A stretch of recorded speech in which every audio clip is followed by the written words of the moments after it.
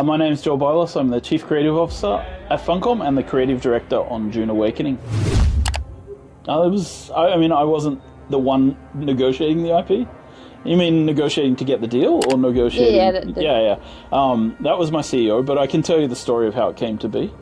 We were working on a game called Conan Unconquered, and the company that were making that game were called Petroglyph. Petroglyph are the guys who were originally Westwood, who made the RTS Dune game in 1992. And so we talked to the Westwood guys, or the ex-Westwood guys, and they were telling us that, we've heard rumors there's a new Dune movie going to be made in Hollywood. And then they put us in contact with their contacts, and then the rest is history. We started to talk to Legendary Entertainment, and we made a deal. Everything was the most hardest. No. I think probably getting shields nailed down, the shield mechanics in the game correct, was one of the hardest things. I don't know if it was the hardest thing, but it was very hard. Just because I think it's a mechanic that isn't intuitive, right? Dune shields do not work like shields in other video games, and trying to get that balance right, still feeling good in combat, while combat still feeling dynamic and interesting to play, was actually quite a challenge, and we had to go through many iterations to get there. I would say that and our server tech. So I think Dune has a very clear description of how that technology works and what it leads to. And so when we were making the melee combat system for the game and the shooting combat, we thought we need to have the Dune shields feel like Dune shields. The slow blade penetrates. So I think that was why we went there. It just feels right for Dune. It's the correct thing to do. It would have been easier to just make regenerating shields like Halo or something, but we had to get it right for the lore. Yeah, so I had read the books when I was younger, and then I read them again when I was older, and I quite liked them. But actually the thing that inspired me most about Dune was playing the 1992 video game. I really, really liked that game. And I liked the Lynch movie before the Villeneuve ones came out. I was really into the David Lynch movie as well. I really thought it was just fun, such a weird universe, so strange, so different to other science fiction. And then when we got this opportunity, I went and read the books again.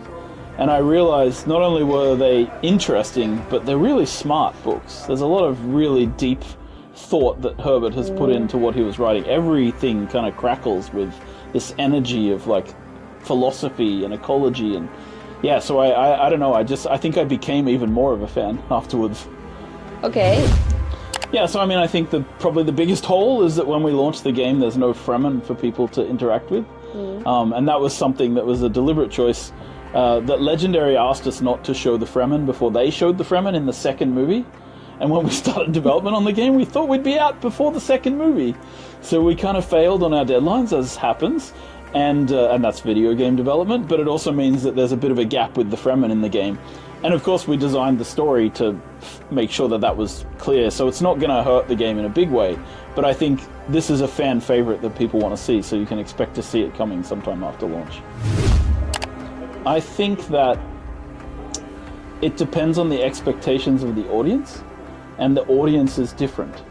So I can talk about this a little bit, right? Some people have read the book, some people have seen the movies, some people have played the old video games. Nobody starts Dune from the same place, right? And so the difficulty for me is, I don't know how much you know about Dune. I don't know if you know what a Bene Gesserit is or a Mentat. I don't know, as a player coming in, what you know.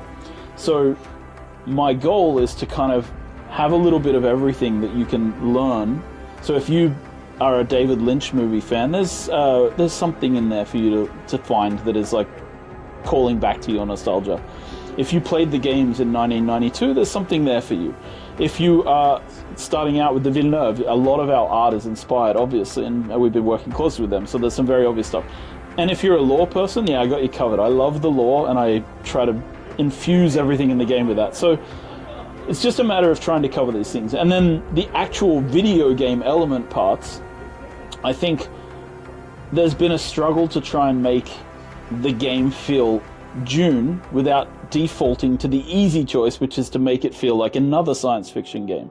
Because Dune is a game where, like, Dune is a universe, I would say, where they kind of passed through our modern science fiction and then they came back, right? So they went through Mass Effect, came out the other side, right?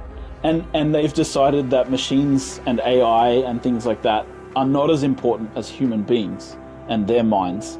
And so I think making sure that the universe feels like that, feels like a society that's passed through that decision point of the Butlerian Jihad, and has come out the other side. It's not like they don't use machines. They do. They just don't use intelligent machines. And so I think like capturing that feel for players is really important for me. And it's what makes this quite different as a science fiction franchise. Well, I mean, I think what we're trying to do is take the survival genre to the next level. We're trying to create an experience that is accessible, like in the sense that people can get into it easily. They can learn the ropes of the survival game. It still has that element of hardcore survival, but it doesn't punish you harshly all the time for minor mistakes. It allows you to play the game and learn the mechanics of the game. So that's one of the angles. I think people who are into the lore, who like the story of Dune, will be like, well, we know the movie and we know the book, but where are they taking this? And I think that is interesting for a group of people because they'll be able to explore what characters are like from the movie and the books, but what they're like in a slightly different context, which I think is interesting.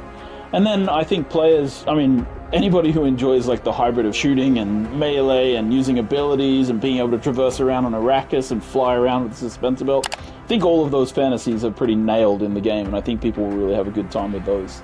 So all of that, and then playing together with your friends in a multiplayer world, which I think is super important.